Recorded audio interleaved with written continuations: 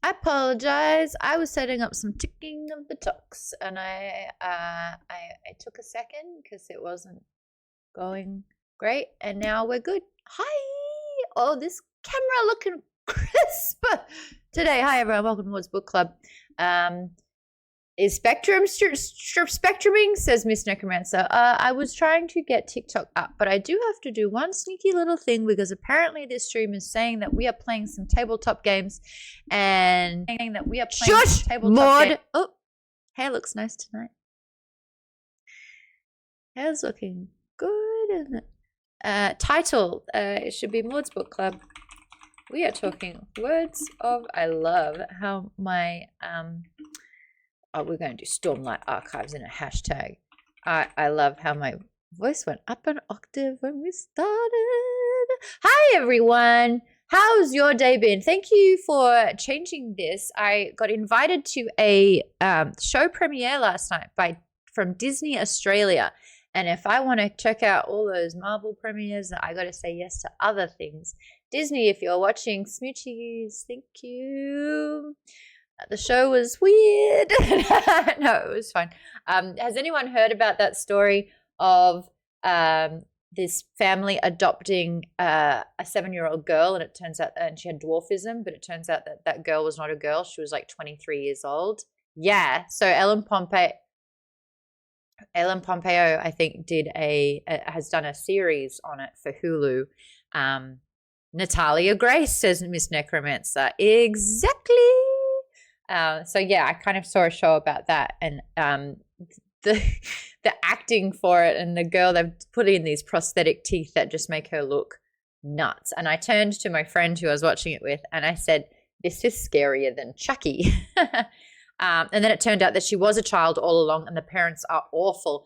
Okay, is that the final stance on it? Because I was still there where it said she had like adult teeth, and that she was like 23. So she really was? You're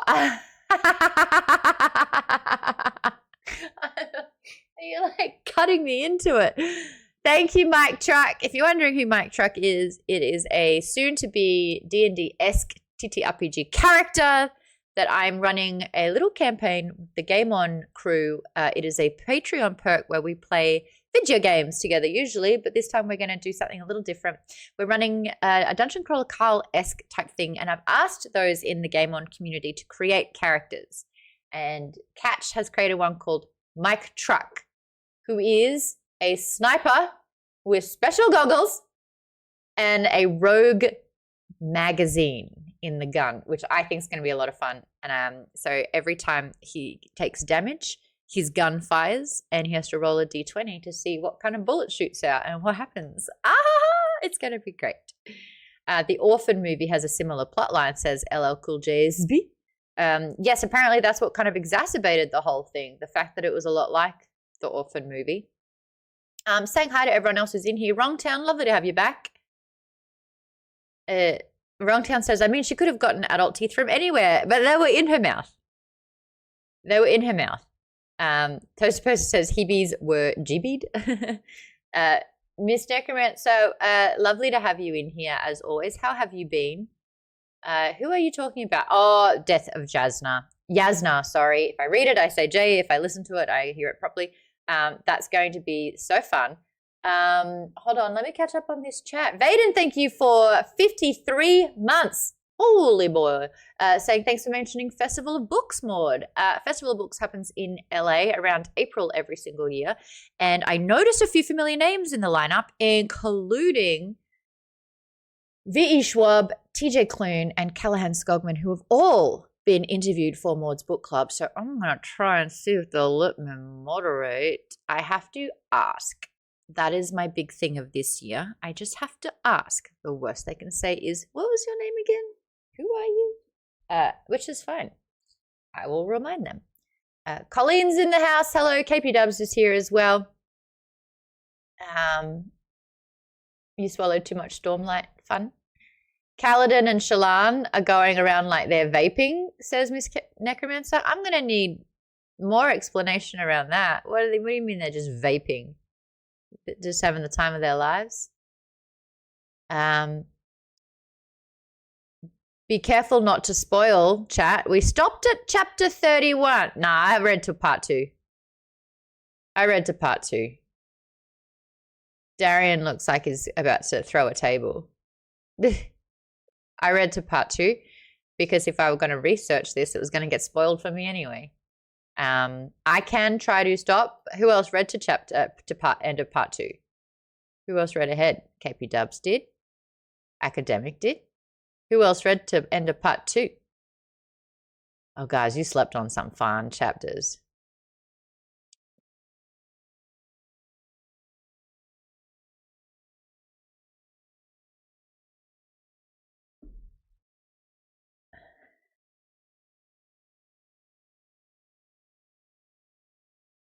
4 rereads. Okay, why am I even attempting a conversation when you have read it 4 times? Please take the microphone.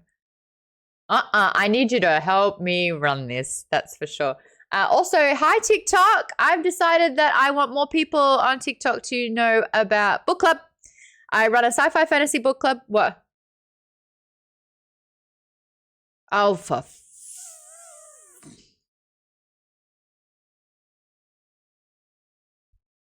no video, no audio. No, I had to turn the video off because TikTok's using the other camera now. Talk? No, you can't. Oh,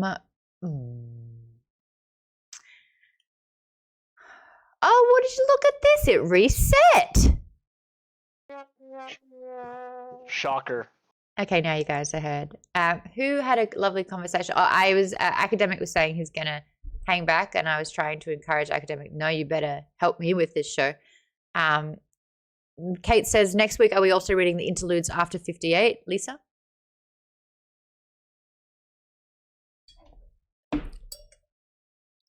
I don't remember. I'll look it up. We'll figure Let's it see out. what Fable says. Yeah. Oh, this was. I'm in the. No, based on Fable, we don't. Read 58. Stop. Do not read the interludes after. Robin's in the chat. I'm 9 chapters behind, so I'm here, but I won't be listening. Don't want spoilers. There was a lot to read, a lot to get through. Katie's in the house. Hello. Oh, yeah. Oh, I see. They're vaping all the Stormlight. Cotton candy flavored Stormlight. Just sucking it back. Got it. That makes more sense to me now. I won't read that comment, Jeff, but you finished Wind and Truth today. Kate, you went back to Dungeon Crawler Cast 7. Ooh. Oh, now everyone's saying no audio, no audio, no audio. That wouldn't be a mod stream if the audio didn't reset.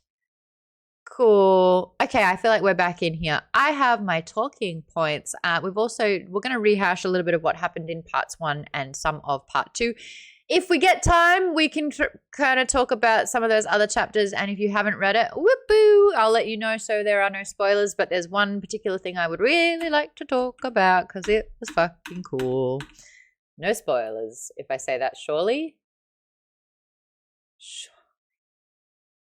Okay. First of all, is book good? Who wants to start? I've already seen thumbs up in the Discord right there. Oh, JMD on TikTok says, where else is she streaming besides TikTok? I'm on Twitch. Twitch.tv/Maud Garrett. That's where majority of the conversations are all going to be about.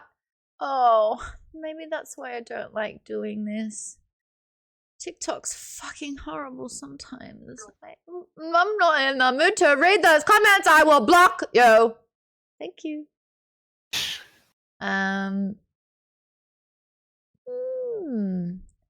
Okay.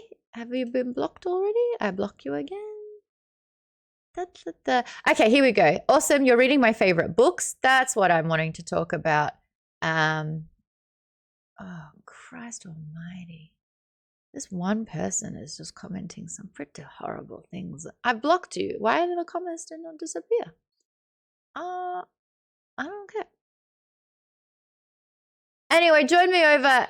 It's 31 to 58 next week. Join me over on Twitch so that I don't have to read that comment section. Okay. Gecko, thank you so much for using your Prime. I appreciate it. And Drangle, thank you so much for the follow. Okay, Phantom Aria says, book good so far. It's better than the first. Oh, I'd love to know what makes it better. Katie Brush says, book good is amazing. Vanessa is in the house. Thank you so much for becoming a member of Maud's Book Club. She says, so good. Billy Sunrise says, look, I've read it before, but it's probably my favorite book ever. I'll just shut up and listen to the conversation.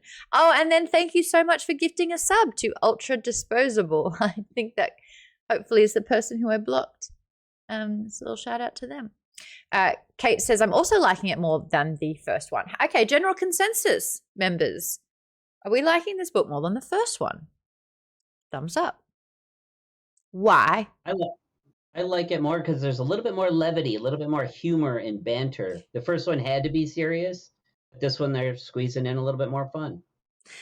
I feel like once you've established the world building, the lore, and the characters, you can start going into the depth. And that's a lot more fun once you know who they are. There is still so much happening. I found myself thinking, because, we're a third of the way through the book. And if you need reminding, the book is this big. I was like, is there anything that could have been cut from the book? Is there any chapter that could have been condensed? Is there any moment that was kind of unnecessary? Baden's shaking his head. KP Dub says nope. All those interludes. I love the interludes. Oh, the interludes are. I hear you. I do. I was with you on my first reads of these books, and then you read more of the Cosmere, and you're like, oh my goodness, everything is missing. Like there's less texture in the world without the interludes. To me, they're like the epilogues of the Dungeon Crawler car books. That's where you get all the lore. That's where you get all the stuff. That's true. That's when you start piecing it all together. I don't know about other people. I was reading on the subreddit that people kind of tune out during those, and they're like, wait, when did we first hear about it? I wasn't really reading those. Where do you fit in with interludes and the pre sort of chapter? They are all set up. The interludes are super important later. Something kind of similar happened in Mistborn as well. With the starts of the chapters, there was those hints. He likes using that. And then Fourth Wing tried to do it. They tried. Eshonai's parts are my favorite so far. Am I getting that correct? Eshonai? Eshonai. You got it right the Eshonai, first time. great. And then Miss Necromancer emphasized tried. I like them as reading, but I don't think I could recall any details. It's nice when it refers directly in correlation to what the paragraph's about to be. Especially, I think it was Adelin's chapter where it was talking about something with the shattered planes, and the information was right there, and us, the reader, got to be privy to it. But of course, Adelin is in the dark about it all because men don't read. They're illiterate. They're illiterate. But women can't show one of their hands. Get a little saucy. 7 of us in the chat right now. Tim, talking about the book. Tim, did you read the book? Nah, this book is lame. And he knows because he read it.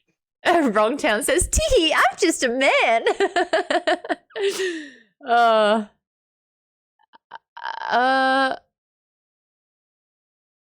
Kate says, I'm so sick of, hold on, I think you're combining two names. Is it Elifkar or Elithokar? As Elokar. Yeah. And Elhokar, yeah. Yeah.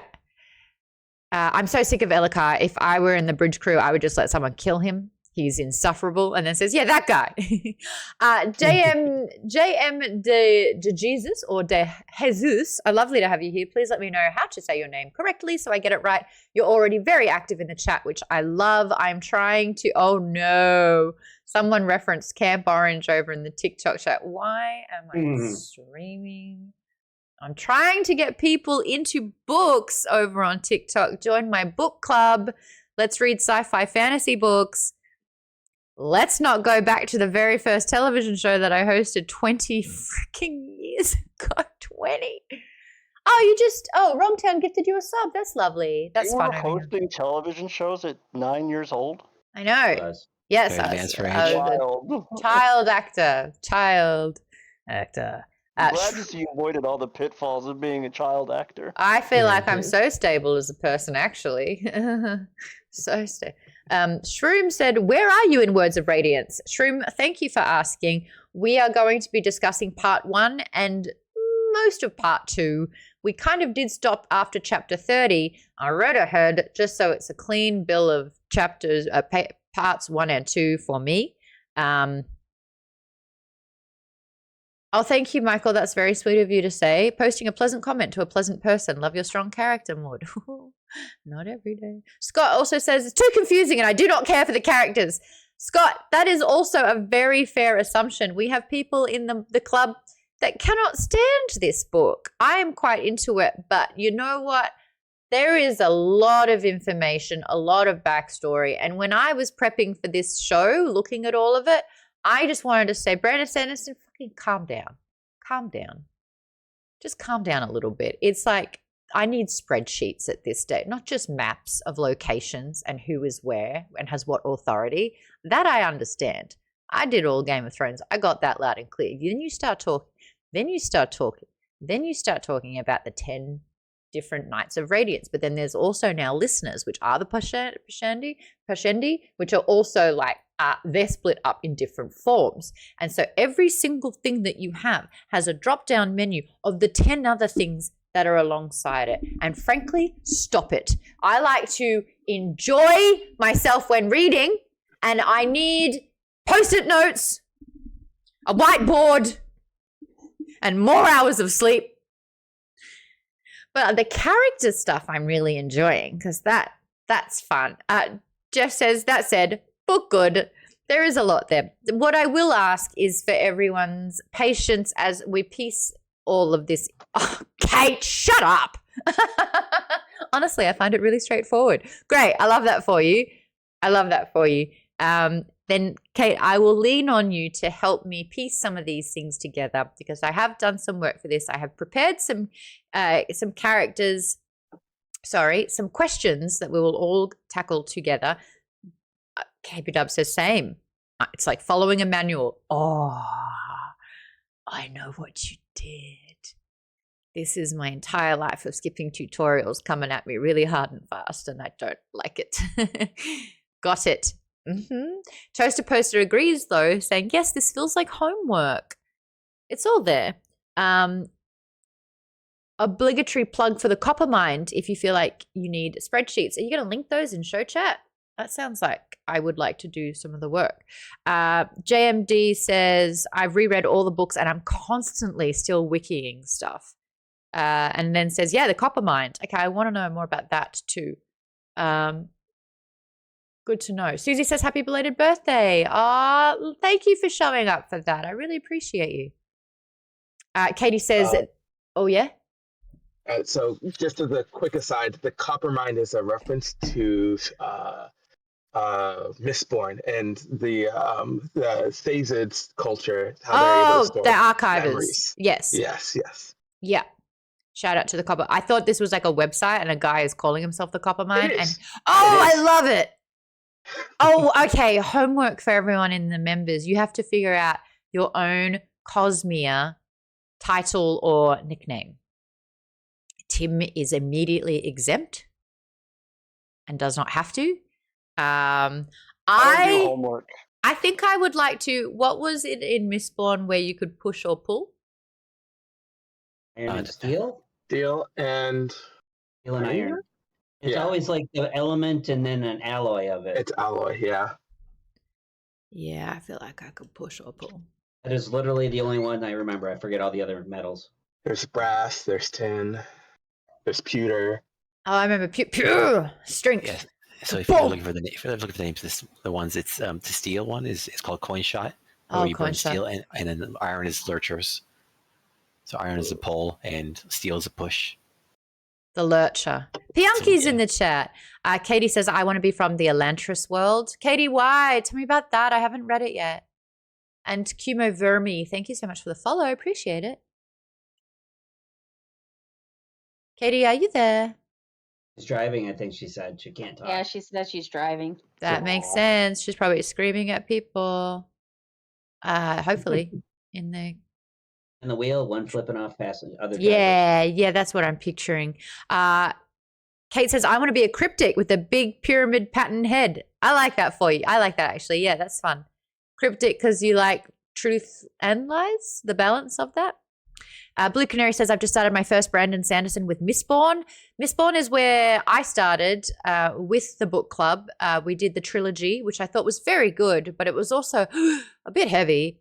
Like when you are living through, a book Brandon makes you work a little bit, but for this one, there was just like this very bleak feeling of oppression a lot of the time in that book, where it was just like every bit of hope was constantly stamped out.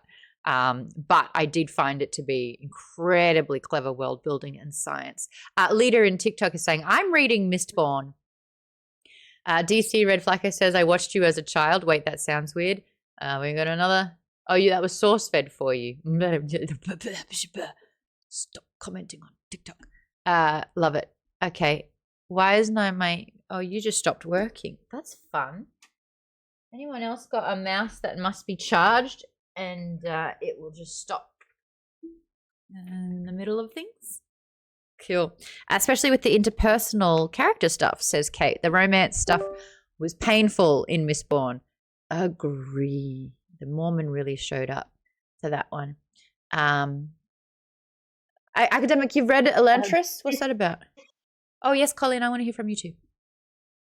As you go through the series, by the time you get to Wind and Truth, he's, I think, really doing a great job with interpersonal relationships.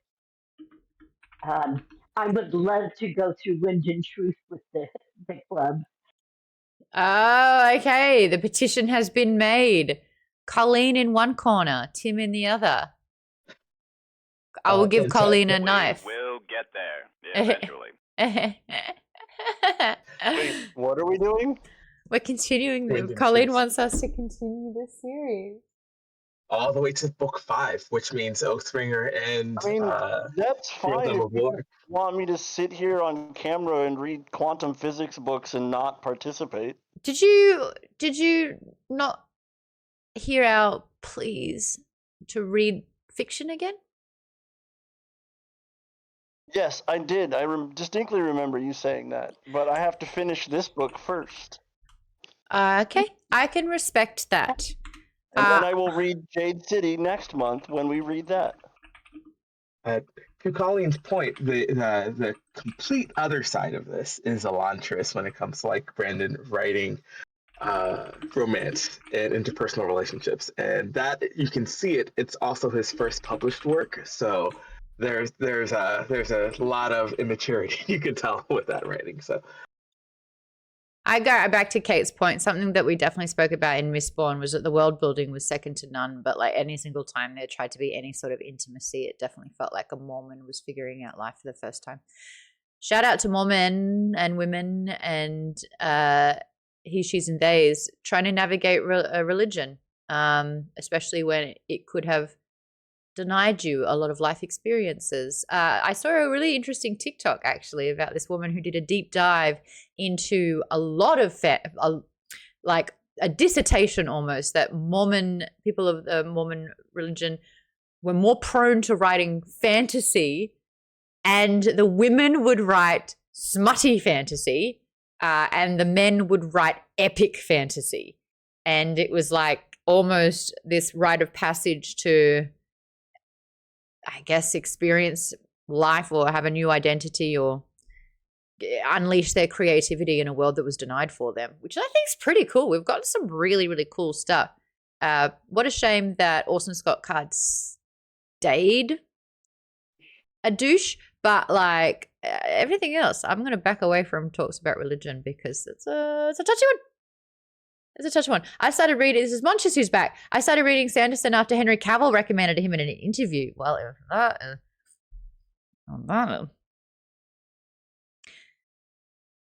did you build a PC after that as well? Because I would have to.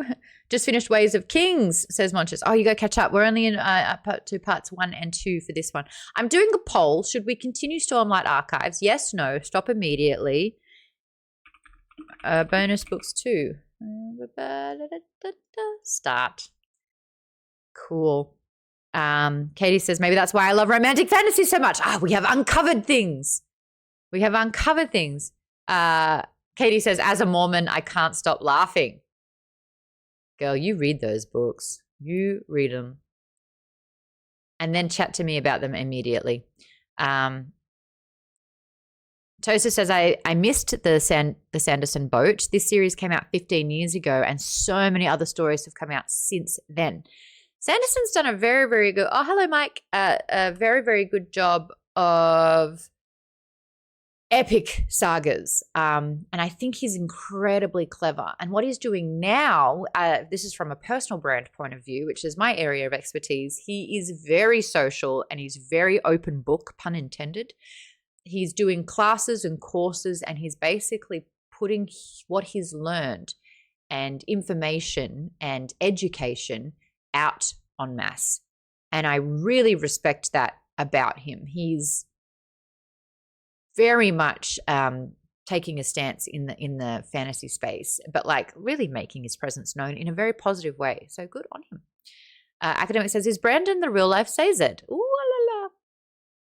Did he do an interview saying that that's who he related to the most in the books? I can't recall. Kate, I feel like there's a huge difference between secular Mormons who interact with the rest of the world and the fundy Mormons who everyone thinks of when they think of Mormons. That the kind that create people like Laurie Vallow and Chad Daybell. I don't know who those people are. I don't agree with much about Mormonism, but they aren't the sum of the parts that are portrayed in media. We are reading the fact of that. Yes, I will agree with you completely. I think that in most religions, the extremist sides of it definitely cast a shadow over the majority of it. And I do think that Mormons have a lot of, what is it, brush strokes, an umbrella tendency where people, it's a little bit more all-consuming. So thank you for bringing that up. And I agree with you completely on that. Thank you, Catch. All right, let's get stuck into it. Book 2 is better than book 1. Are we going to continue the series? 8 people say yes, 3 people say stop immediately, and 4 people think we should also do the bonus books. So that's technically 12 people on the side of yes, and no one technically saying no, except 3 people wanting to run for the hills. Cool. Well, there was no why did we start option, because I would have voted for that. Well, you started. You started. Then I regretted it. Correct. Katie, you are cool and you are here, and I'm glad you are here.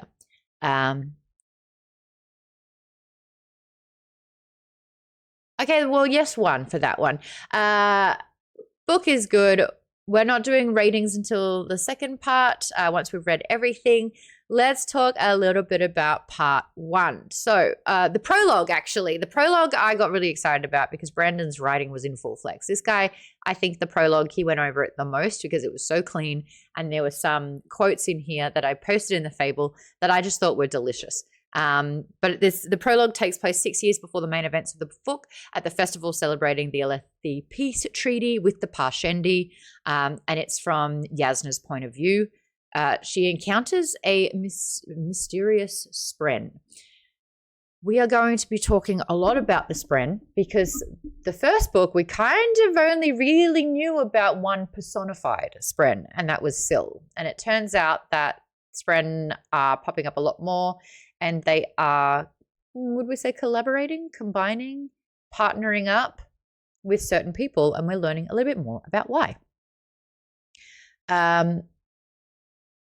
The opening sentence of this as well, where it's like, da-da-da, I was, everyone at the party probably is just trying to enjoy it. Little do they know I'm about to commit murder. Something ridiculous like that, and I loved it. But this was the night that Galavar, who is the original king of the lands, who is Yasna's brother? Yasna and Galavar are sisters? Father. I did that last book as well, I think. I can't get Yasna's. So Yasna and Elika, brother, sister. Copy. She just seems more wise beyond her years, maybe. She's the older sibling. Patriarchy. Got it. But essentially we find out that Yasna is enlisting an assassin to observe. It was supposed to be killed, but she's trying to get more information. And then she experiences sort of like the Shadesmar, which we are learning a little bit more about as well. And that's when she discovered the power to soul cast, which is Stormlight. And Yasna, of course, is Shallan's mentor, and that is very important. So what happens in part 1? Well, we are departing Kharbranth with Yasna and Shallan. They're traveling by ship to the Shattered Plains with their discovery of the Voidbringer's true nature and the upcoming desolation. Now, I'm reading from Wikipedia, by the way, just so you don't think I'm too smart. And thank you who put it in the doc. I appreciate it. Now, this is what I found really weird, and there was a lot of conversation about this on Fable as well, where we were like, and that was Yasna thinking it'd be really, really cool to set up Shallan and Adolin in a marriage. Who saw that coming? Does that make sense to anyone else? And do you think that they will work? This one's for my ladies that want to have like a gossip about the relationship side of things. Oh my God, what do you think about like Shallan and Adolin? Aiden's the other book. For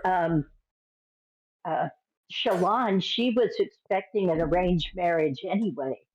And so this, for her, is basically a way to be introduced to these people and, maybe have a better place in society.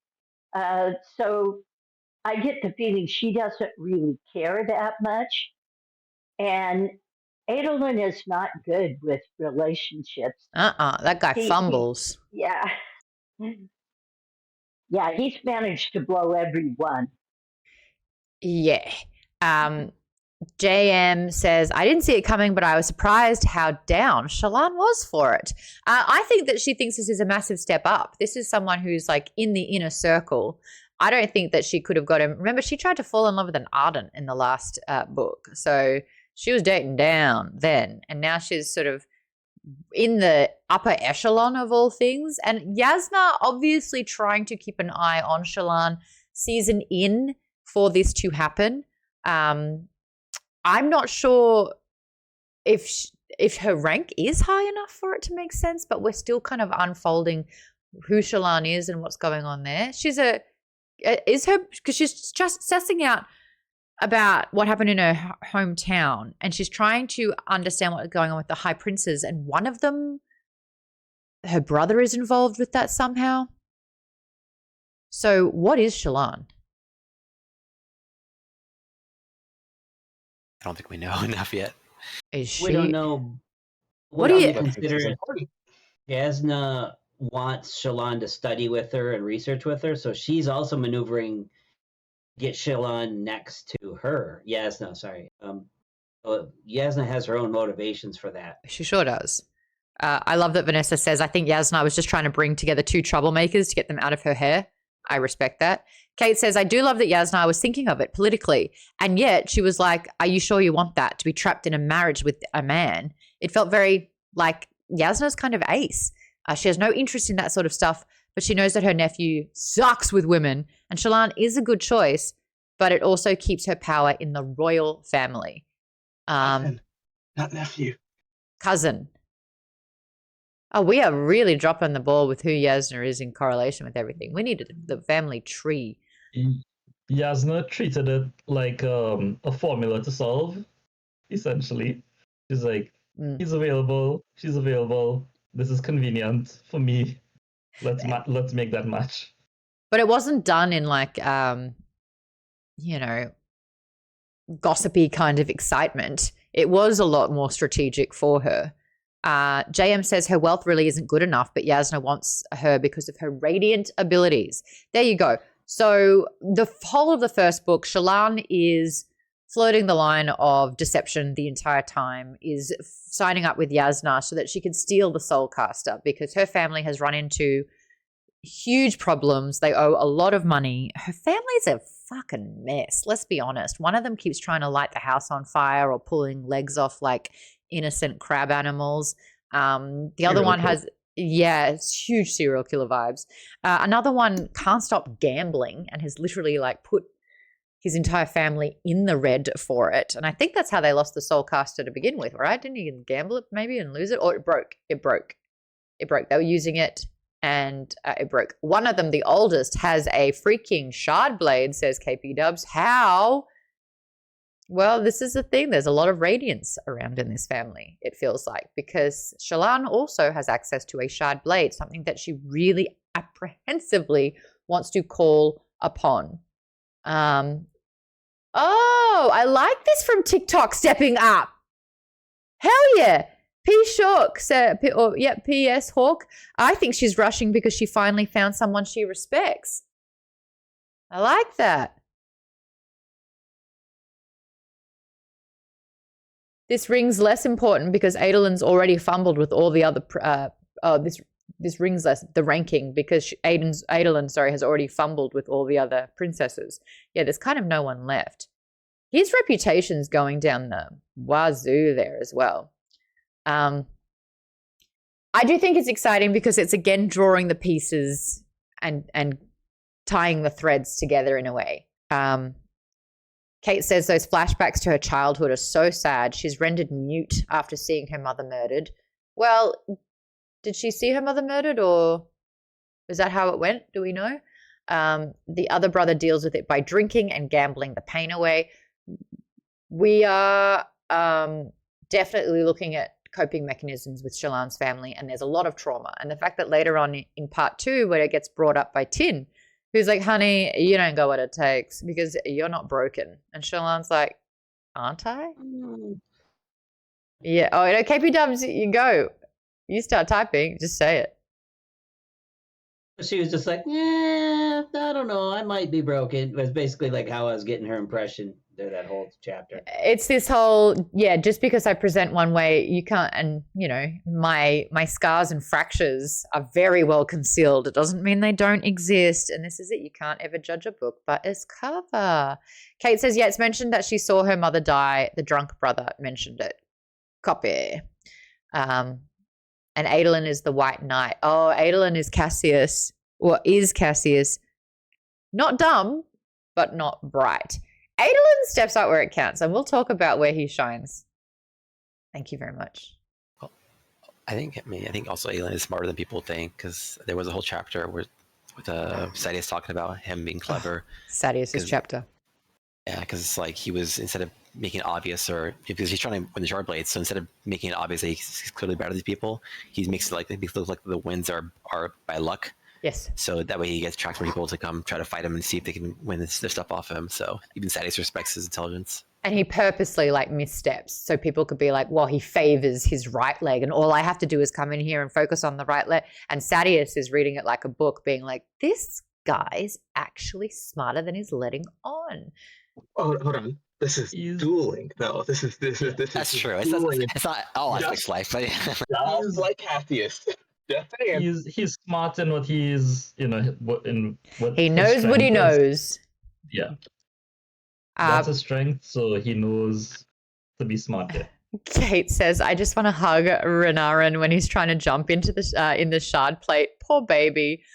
Renarin, listen, not everyone can fight. And if you want to be in the library, you'd be really good at being in the library. Oh, the men can't read.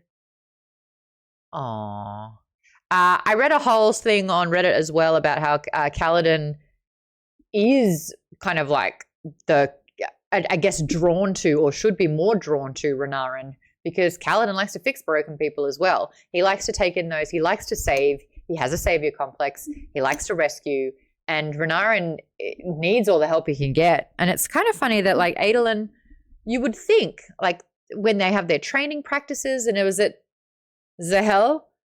There you go. I'm seeing lots of potential in Zahel sees a lot of potential in Renarin, and I'm sure he's right. So it's I'm just not sure if that is. Dalinar just has some really big blind spots. And we'll talk about Dalinar as well. But okay, so we're talking about Shallan. We're learning about sort of that there's stuff happening in the past. She meets and befriends a fractal-shaped cryptic spren, whom she names Patton, while continuing to study the Shadesmar. What do we think Patton is? If Syl is sort of was she a wind spren? And she has declared herself in the last book to be an honor spren. So she's attracted to and drawn to Kaladin, who is first and foremost very, very honorific. What is it that Patton is, and why is Patton drawn to Shallan? Who knows that? Cryptic is actually the kind of spren it is. That's the name of that class of spren. JM's called it as well. It's technically a live spren. So there's something around deception that Shallan is putting out there. But the difference in personalities between Syl and Patton. Now, is it because Syl has had more time bonded to Kaladin, more time sort of in this particular world? She was sort of stumbling and crawling before she walked, aka and flew. But there was a lot of things that she was figuring out. She was trying to grasp words, and we're kind of seeing that with Patton at the moment. How long do you think Patton's been around for? I don't know. Do they ever die? I don't know if spren die. Colleen, why did your face light up? I think they're immortal or something like Because that. I've read ahead. So Brandon Sanderson is very subtle about a lot of things, and a lot of the time it would go over my head. But then when I jump on the wiki and I get on the Words of Radiance fandom page and they tell me what these nuances actually mean, I can share it with you. Kate says, I think she's lying to herself about what happened with her family. Kate also says, we're seeing that she's not facing the whole truth from her flashback, so Patton is probably drawn to that. I like that. And then KP Dubs is quoting Patton, in truth there are lies, in lies there is truth. That was kind of what Patton was trying to get at. Light creates a shadow. They are both true. Spren may be ancient. I'm just not sure how long Patton has followed Shallan. In the flashback sequences, there is a strong box. That strong box has a glow to it. That glow is technically a pattern that has been keeping an eye on the family and drawn and attracted to the family for some time.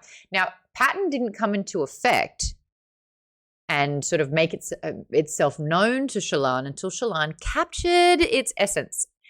So this is something that I want to talk about. So Shallan has a huge gift. She can capture memory, and then using said memory, like a photographic memory, she can draw. P-Shock says, it's interesting that the Lyspren need truths. Yeah, I like that too. Renarin is like Tobey Maguire waking up the day after being bitten. Okay. But Shallan has this ability. It seems a very unique ability. It seems like it's more than a gift. It seems like it's something that a radiant kind of that potential ability is happening here. Once Shallan was able to put it to page, that's kind of where Patton emerges from, and that's when they start dialogue together. KP Dubs, there it is. She takes memories. It's a capital M. See, us audiobook listeners don't get that, but it's a magical ability. When it's capitalized like that, what is it about what happens to the things that she draws? What have we seen so far? Remember, she did a portrait of Yasna in the last book, and we discover in Yasna's possessions, she kept the picture. We also know that when Gaz comes back, by the way, we should chat about that too. It took me so long to realize that that's Gaz from book 1. That's Gaz who was running Bridge 4 initially. That's Gaz who was target number 1 for Kaladin for a third of the book, who's so different now. But how much does his demeanor change when Shallan does a portrait of a better version of him, where he is more stoic, where he isn't, bleh. And he gets this and he feels empowered. And one by one, this new crew that she's ensembled, which we will chat about how she's doing that as well, because she's got different radiant powers like illusion, persuasion. She's got a very scholarly tendency. And she's evolving in front of our eyes in this chapter. Who's a big fan of Shallan's character? Is she a favorite, or did she become a favorite because of this book? Academics. I'm enjoying her chapters the most. Yeah, okay. Miss Necromancer, I love her. No, Katie, you hold that thought. Toast Post says Kaladin's friend didn't show until he was about to jump off a cliff. Did Shallan have a similar experience to get Patton to show up? I feel like it was a little different. I don't know if Shallan's always sort of been, Patton's always sort of been there, but it was once Shallan captured Patton, it's like was popping up and she was able to sort of draw the geometric shapes of it all. Kate says she's having to grow so fast because Yasna's gone. She's trying so hard to be Yasna, but in essence is becoming more herself. Well said. Lisa says her character grew on me more and more from book to book. KP Dub says she's great. I mean, she is a horn eater princess, after all. She tells puns. She wins all books. Kate says, why did I see Shallan as Donut when she was trying to be the horn eater princess? Darling, listen to me right now. That's very funny. Pianki says, I really enjoy Shallan's chapters. JM says this book definitely made me like her a lot more.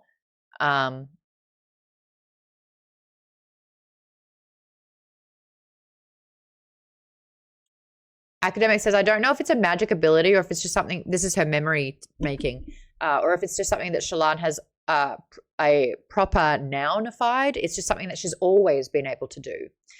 Kate says, he also has that philosophy that there is no objective truth. Truth is perception, and Lightspren are drawn because of that objective truth.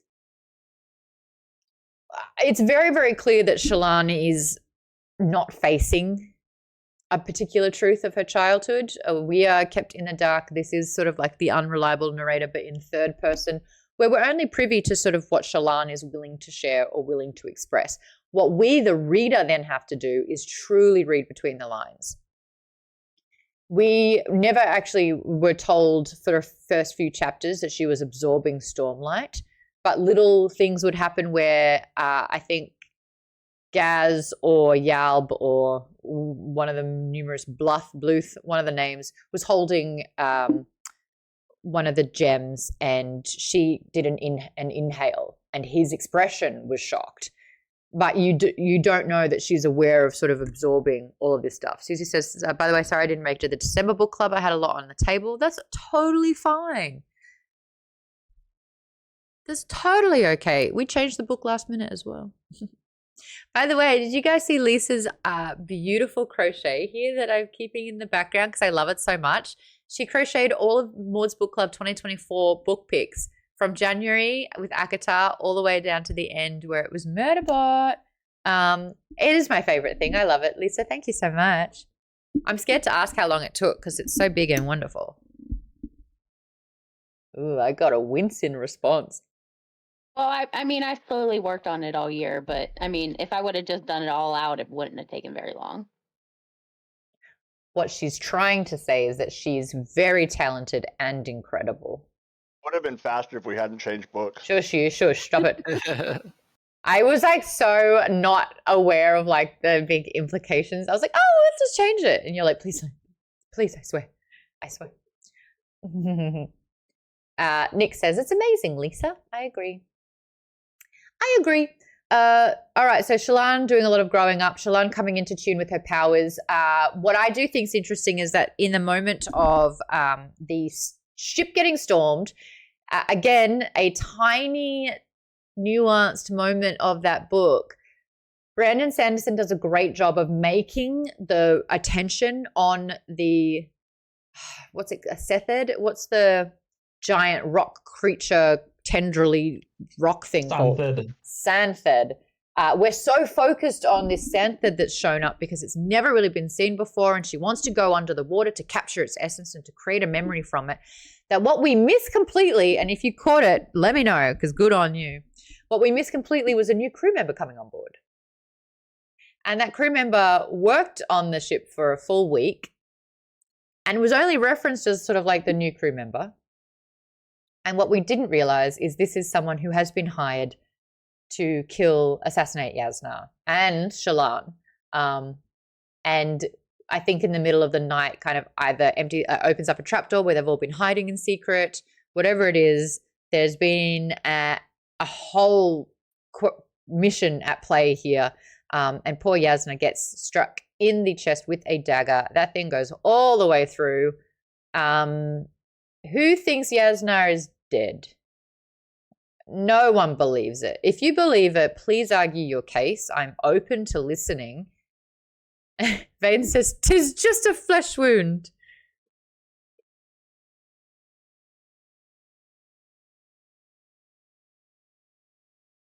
Okay, all right. She's not dead. All capitals, says Kate.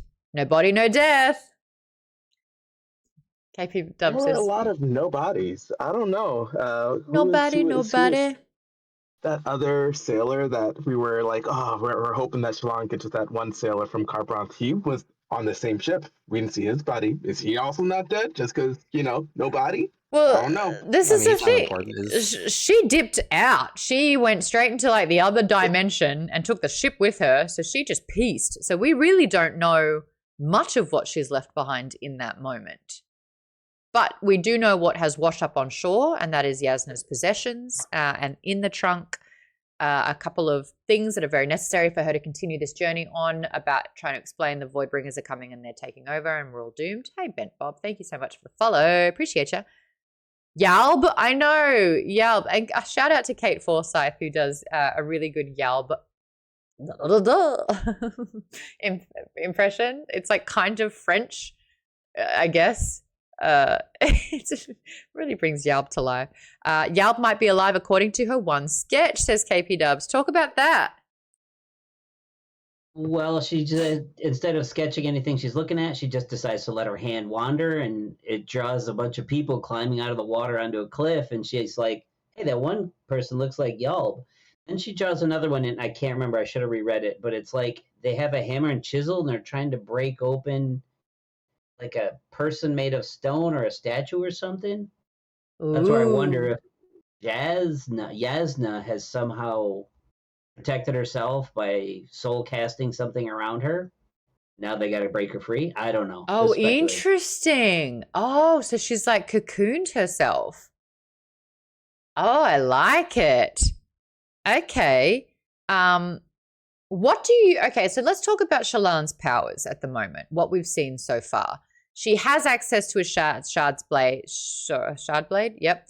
What she didn't use when this was all going down on the ship, she like refused to use that, but instead she leaned into her newer powers that she's had no training in, that she's just discovering for the first time. She's really against the shard blade.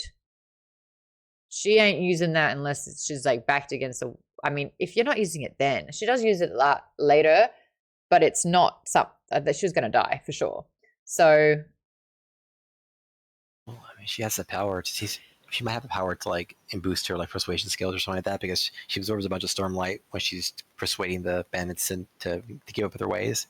So we're not sure if that's magic, if she actually gains some kind of power from that, or she's just glowing because of other reasons. But that seems like she has some kind of persuasive ability. So what I also find interesting is that she doesn't know how to heal herself either. She's like not absorbing enough stormlight to make sure that her feet aren't cut to shreds. Like when she's washed up, she's absorbed some of the stormlight, but she still doesn't really know the functionality or how to use it properly. What we have seen her use, yes, is persuasion. She's also the ward of Yasna, and Yasna is all about perception. She is like, if you say you are that person, then you are that person. You have to present yourself as the thing that you need to be. And it's really beautiful seeing Shallan. Oh yeah, KPW says, yeah, it's like, oh wow, my feet are better. Huh, weird. Let me draw a plant. Yeah, exactly. I love that you're seeing sort of how she's idolized Yasna and she's stepping into sort of becoming her, because it's like, she's literally like, what would Yasna do? It's still WWJD. Yeah, she's still idolizing her, and yeah. Yeah.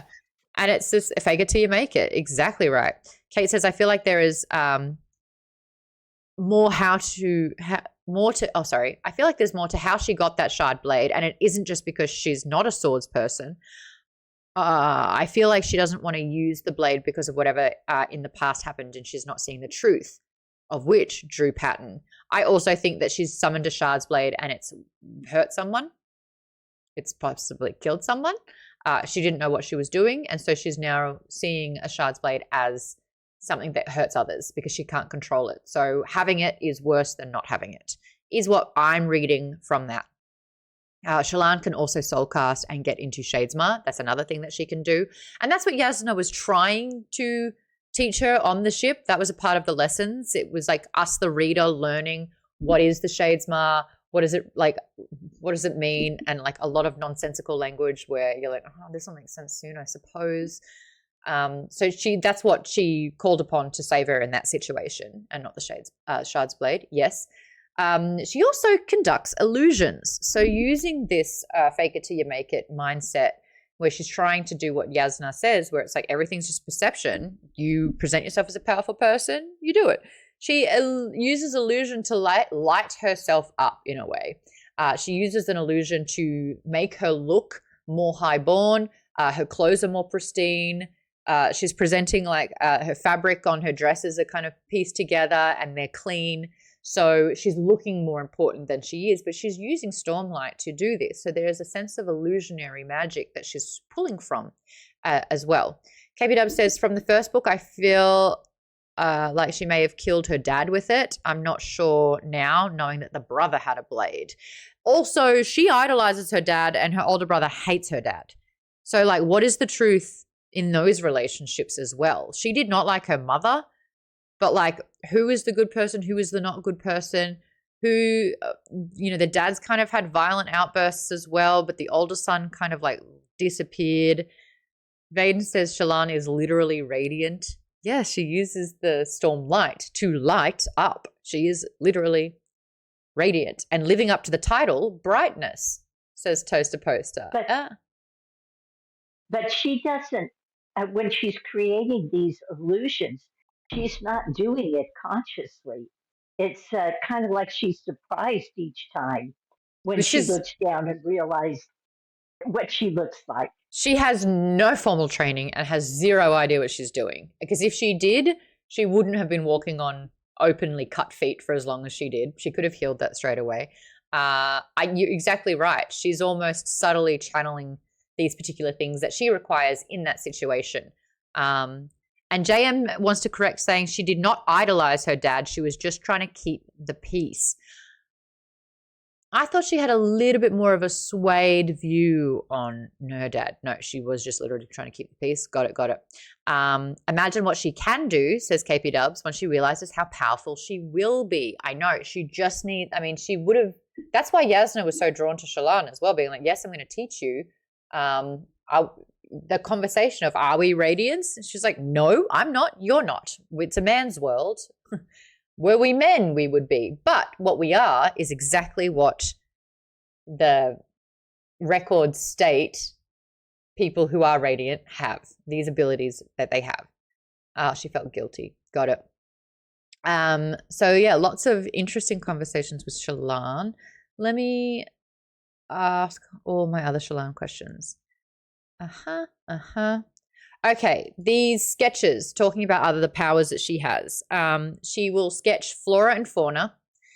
That's one of her big categories that she documents a lot of the time. She will sketch people in their best versions of themselves and literally brings out their character and makes them feel better about themselves as well. It's like she sees the potential and so they can kind of live up to it through this picture. And she has her subconscious sketches. Now, these subconscious sketches, she's not even aware that she's doing it. She all of a sudden looks down and it's there. Now, how many instances have we seen from other characters like Dalinar, who all of a sudden are asleep? Kaladin, who all of a sudden are asleep. And that's a way that things are communicated through them, through dreams. Hers is more of a subconscious state, and it's happening through sketches. What is she sketching, though? How much truth is in this sketch? Toaster Poster. Shallan is a sketchy person. How much truth is behind this? Is she clairvoyant? Is she a seer? Is this happening elsewhere? What is her ability? What do you think? Also, shout out to the LD Valencia author saying, first read through. This is my favorite book. It is my first read through. Oh, and Theo says, I don't think that Shallan realizes she has no one when she's on the ship with Yasna. There you go. Academic says wonderful lies and truths in those sketches. KP Dub says, and that's why Patton loves her. All right, KP Dub says, this is where I speculate. Will she be able to turn her memories, her sketches, into such a real illusion that they come to life? That's what I am wondering as well. She technically brought Patton to life by sketching it. What else? Like if she needs a key, she could draw the key and it. Colleen, don't play poker. Don't do it. You'll lose all your money. Okay. Never been good at hiding what I'm thinking. I glance over and you're like.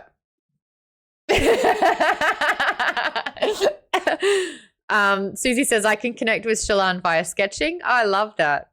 Shallan also uses light and shadow in her drawing, says Toaster Poster. Oh, I love that. Fantastic observation. That's cool. What do we think of Yasna's spren? We don't know much about Yasna's spren, if at all, but it appears in the prologue where it's a humanoid in shape. It's a shadow figure that was like beckoning her. So what was happening in that moment for this spren to want to connect with her at that time? She was going to assassinate someone. This was a moment of big things happening. Can we talk about 6 and 7 years ago, all these other huge things that have happened in their lives? I read it in a wiki somewhere and I wish I copied it because there were really big things that happened specifically 7 years ago. One of them being Kaladin tries to save the kid that fell off the mountain, fell off the kid that fell and died and he got his first taste of like death. I think that happened the 7 years prior. What else was happening 7 years ago? I have to find it. And it's going to take time. So if anyone has thoughts about anything, please unmute and talk while I try to find what happens 7 years ago. I'm going to talk about Bluth. Yeah. Because I read chapter 20, and at the end, he like charged into battle with like the other soldiers that she used her illusion. And so I wrote in Fable, I wonder what page Bluth tore out of the sketchbook. Was it the one she drew of him as a dignified gentleman? Perhaps he can come to believe the truth in her lies as well. It would be great if he stays with her going forward as a bodyguard or a valet or just a friend. And then I went back to the book and I read the first line. Shallan closed Bluth's eyes, not looking at the ripped out hole in his torso. And I'm like, son of a bitch, Sanderson. Yeah. Justice for Bluth. That took like 45 seconds of my life, that sequence I just saw. There you go. But The foreshadowing. That picture. When she looked in his pocket, and what he had was that picture. Mm-hmm. But so did Yasna. So anyone that she's sketched, they hold on to the portrait. What does the possession mean? Oh, come on. Why did I not? It means that Shallan is a wonderful artist, and you would be remiss not to take anything from her. Nice, they said that with concern. He also, it's almost like a motivational speaker for some people. Yeah. In her sketches, she shows people what they could be. She shows them at their best. And so most of them have a tendency that I'll let the guys keep coming and go, will you draw a picture of me? Because they really want to see themselves that way. Mm-hmm. And these are people that need inspiration more than ever. They're deserters. They've fled the army. They've fled the Shattered Plains. This is Gaz, who is a real piece of shit in the first book. These are people who are like, have been coerced, convinced to be better people, to fight for what's right. And we discover that, you know, ends up saving a lot of lives because of this decision. And she's now amassing somewhat of an army caravan where she keeps sidestepping these horrible situations to recruit people to fight on her side. Yes, there's some people that didn't quite make it, JM says she create lies to inspire and create truth. Bluth in his fancy hat, says Kate. Sometimes we need to see ourselves the way someone else sees us, KP Dubs. Well said. It took me way too long to realize it was Gaz. Then I was like, oh, dang, this guy. It took me going into the notes before this show. And I also didn't know that it was Kaladin whose boots Shallan got. Yeah. As soon as, because we like just that had was the obvious. just had the horses chapter. As soon as she's like, "Oh, there's a patrol with horsemen," I'm like, "Oh yes, here it comes." Oh, They yeah. called him Cal. Nah. This is what happens when you listen Yeah. to a book. I will say, I would have been like, that's a cute dog, and then kept listening, missed it. I read that and I was like, that would have been cool to have gotten Yeah. the first time. Foreshadowing was so impressive, though. I was like, oh Yeah. man, I'm ready for it. And then it was a big nothing burger. I'm like, it Yeah. was nowhere near as epic as I was hoping it to be. How'd you get it? I didn't think Yeah. she was already at the Shattered Plains. I didn't think she'd Yeah. made it already. I thought she was still Well, getting there. Well, When- they when said that she they- was a few hours away from the camps or something. So, Mhm. like, their patrol took them out, I guess, kind of far. But it was like, yeah, it was a very awkward meeting. Yeah, well, and then when they first said that she was a horn eater, and they were like, "Oh," they mentioned Rock, so like, I don't know how he didn't realize it was that group. 'Cause they said something about Rock, and then they called him Cal. Yeah, no. Don't ask me to tell you what happens in that chapter, though. Ooh. Yeah, he said something about if Rock could see her or something like Yeah. that. I just I thought was there waiting were for Rock rocks. to There were to see rocks. through. Oh, I was waiting for Rock to see through the facade. yeah, my bad. They didn't believe her, and they're like, "Yeah, we need Rock over here, basically." Yeah, Cal, and I'm like, "It's so obvious." Whoops. All right, I want to take a big pivot and talk about the listeners, and that they're now called listeners. What is your understanding? What's your take on the listeners? Because we're kind of getting Darian's like I'm so lost with okay, so let me help this a little bit. The listeners are what the Pashendi basically call themselves. So we are getting chapters and a point of view of Pashendi. And this is where I'm like, okay, Brandon, fucking stop. Because now they take the shape of forms. So they have a form, which is like a role, I assume. They are a particular role, or they adapt to become this particular form, or they can... The humans call them Pashendi, they call themselves like the listeners. Rapid They metamorphosis. A rapid they metamorphosis. yeah. It seems like a physical change that they undergo.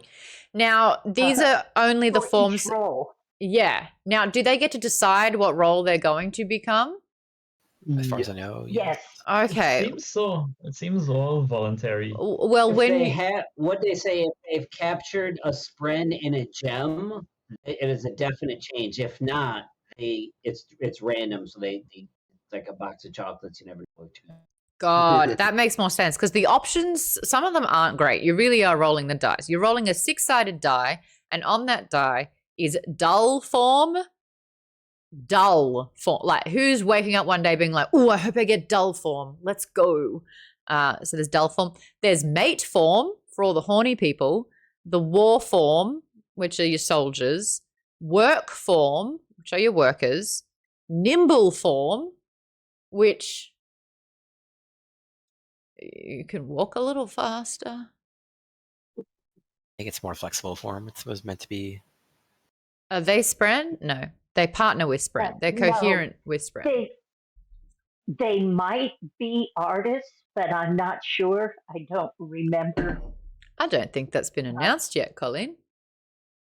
We'll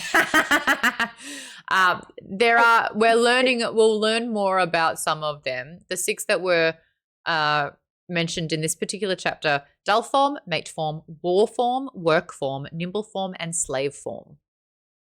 Now, when you look at the Pashendi that we've seen throughout the books thus far, there are Pashendi that are at war, that are constantly on the Shattered Plains en masse, like there's so many of them churning through, and it just feels like it's an endless flow of Pashendi soldiers. That's what I'm guessing war form is. Chico Costello in the chat says, "Oh no." I'm just talking.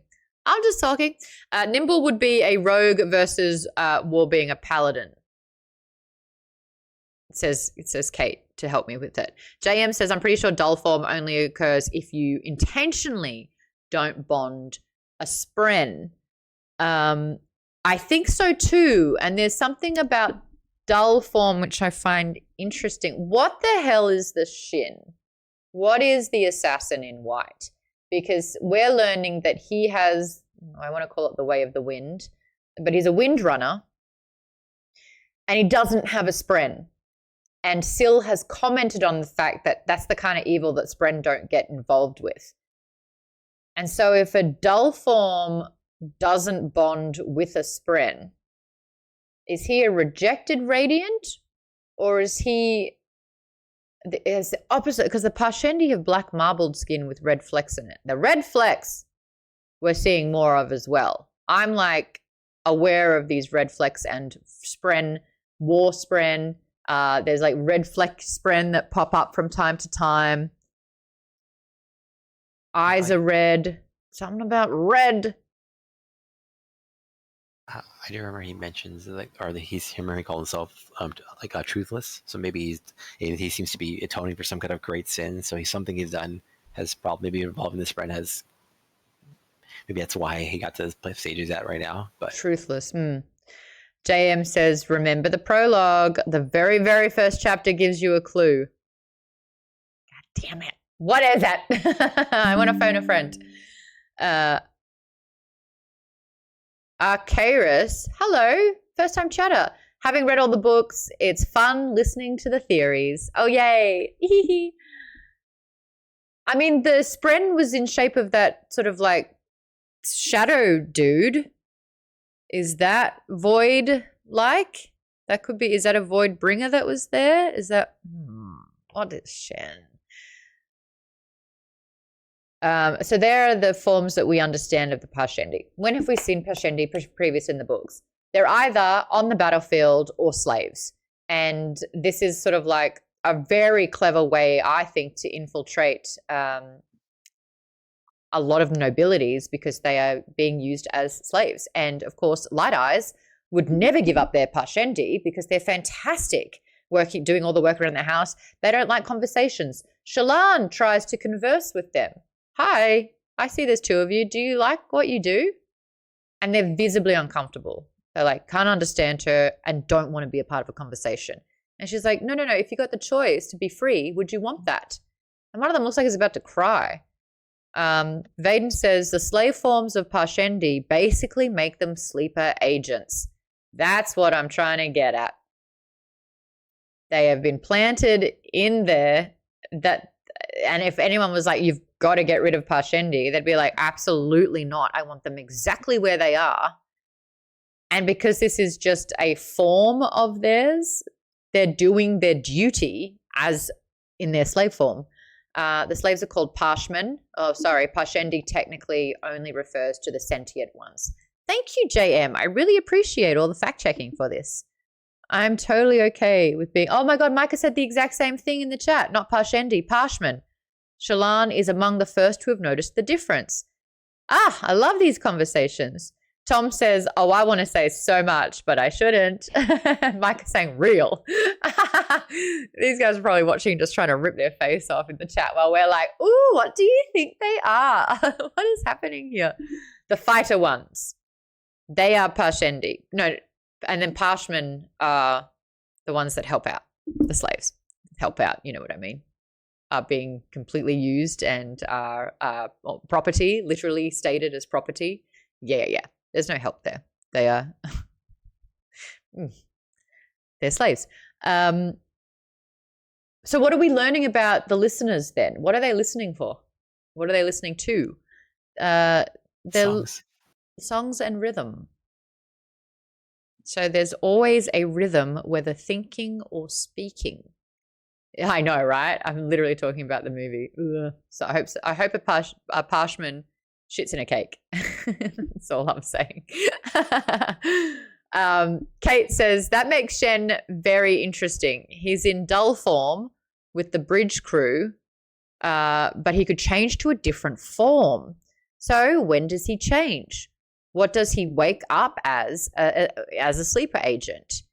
He can talk in dull form to Kaladin when he asks about a spear. He's evolved. Yeah, Shen is really interesting because Shen is being integrated into Bridge 4 crew standard, and Kaladin is including him to become way more than what everyone else considers a parshman to be. And that is a person. And he's trying to communicate to be like, hi, what are your needs? What do you want from this? Do you want a tattoo? Do you want to be a part of the group? Do you feel included? And then academic saying Shen can barely talk. Is Shen faking it? Is Shen targeted? And we've already seen in here already that there was someone that boarded the ship in the middle of the night that then assassinated. There's a lot of assassinations happening. That's another thing, Brandon. How many people are in the killing list? And who's doing the killing? Well, we know who's doing the killing. Or what he's...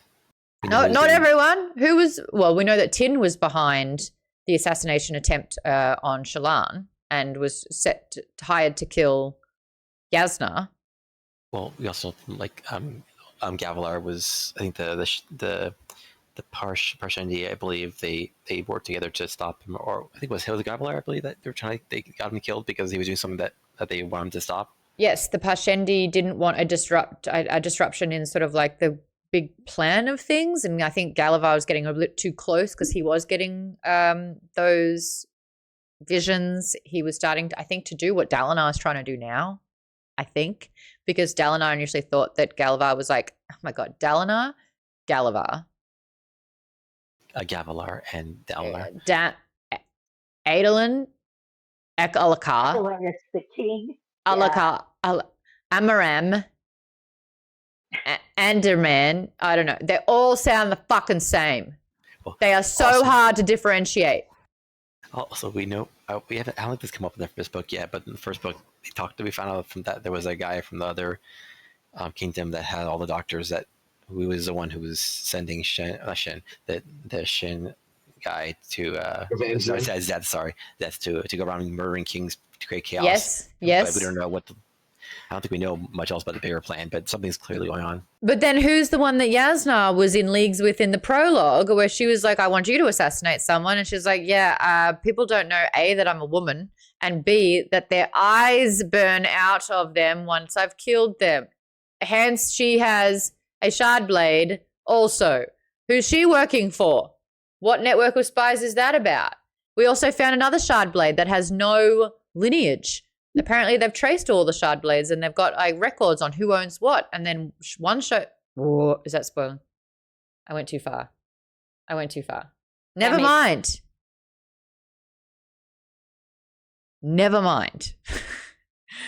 Thank you, Susie, for the distraction. Why does the king want Yaz and Shal dead?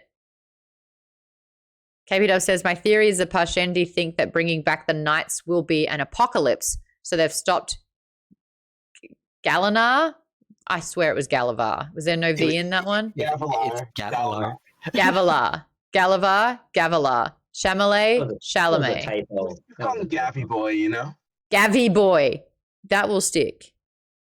There is Gavanor too. Shut up. Who's Gavanor?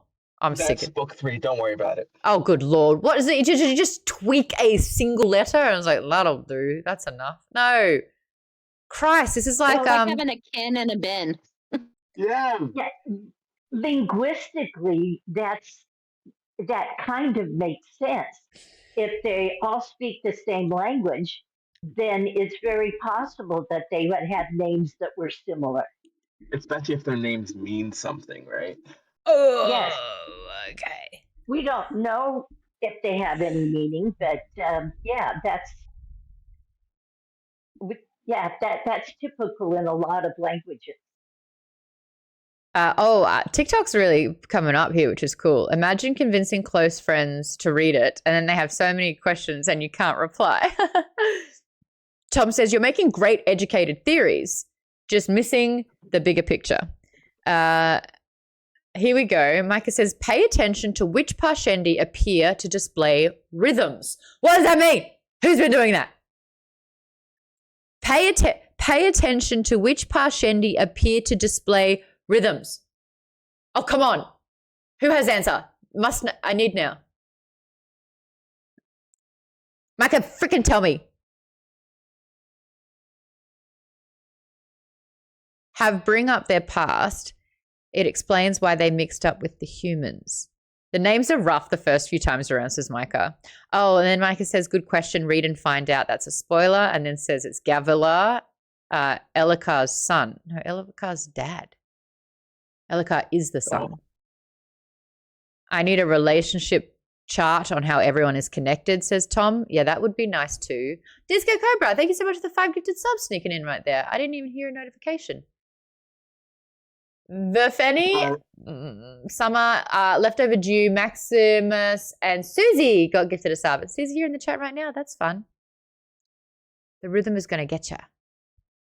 It's not an important spoiler, but Gavinar is Elikar's son. So that's what that guy was referencing. That person was referencing. Elikar, who we know has a wife, has also a son. So start again from the top. Gavinor is Elokar's son. Gavin for it's like, I'm assuming GA because of his dad's name. Gavilar is also GAV. So stop. Sorry, there's names on names on names on names. But Gavilar's the dad, and Elikar is the son. And Gavinor is the grandson. Yeah. I'm going to ignore that one, okay? It's just too much, and it's not today's problem. And then it's like Shallan is named for Sharlan, who is someone else. You're like, what? This is where I get mad at Brandon. I'm like, huh? Anyway, which Parshendi has displayed rhythm? I ask a simple question.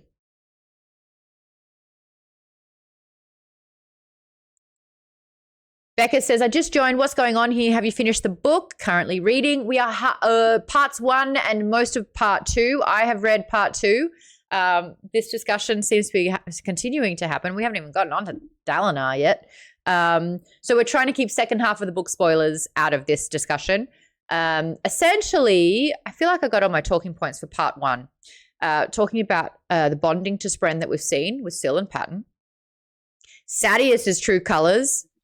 He's even more of a sociopath. He feels alive when he's fighting for domination, and his wife is running an entire spy network. Good on them. They're a great fit. I just love the double down that we're getting, where us, the reader, knows that Sadeas is still an absolute piece of shit, but also he calls out Amaram, being like, I know that you have convinced everyone else that you're a good guy, but I know you're like me, and we are conniving, and we are sniving, and we are not good people.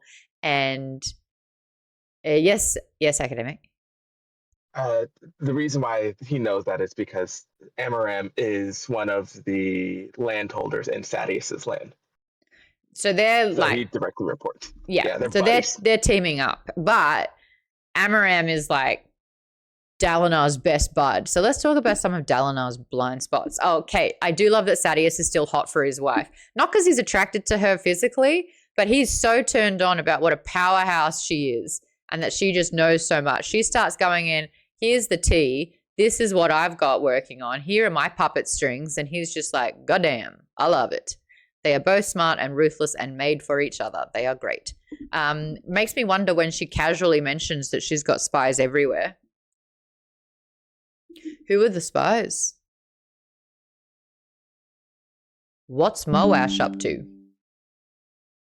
Who's Moash working for? It's Kaladin's Darren? What did that smirk mean? I was laughing at Kate's comment. Okay, good. It was just the timing of it, and I'm like scanning everyone's face. And I know you read ahead. I don't know Colleen's read ahead. And I know Academic has read ahead. Lisa, you read ahead? Okay, I'm watching all your faces. I'm watching it all. Dalinar is so noble that he expects it from everyone. He's Ned Stark. Absolutely. My next question with Dalinar is, why does he not have an honest friend as well? Why is Syl not like trilling around him? Maybe Dalinar is not as noble as everyone thinks he is, similar to Amaram.